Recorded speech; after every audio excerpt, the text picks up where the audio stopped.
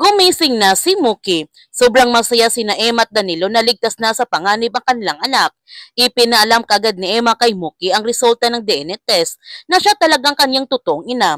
Sobrang masaya si Mookie sa kanyang nalaman. Ibinigay na nga nila Danilo at Emma ang DNA test result sa mga pulis na nagpapatunay na sila talagang totoong mga magulang ni Mookie. Ang sabi ng pulis na malaki ang tulong ng DNA test result at testimony ng mga testigo laban kay Olive para mapabilis ang kaso. Sasampahan kagad nila si Olive ng warrant of arrest. Titistigo naman si Fleur sa mga pang-aabuso ni Olive kay Mookie, kaya patong-patong na ngayon ang kasong haharapin ni Olive.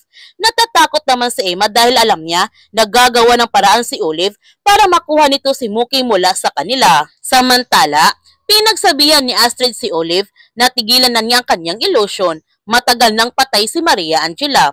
Ngunit naniniwala pa rin si Olive na lumipat ang kaluluwa ng kanyang anak kay Mookie. Kaya paninindigan pa rin niya na anak talaga niya si Mookie. Mga ilang sandali dumating ang mga pulis upang hulihin si Olive.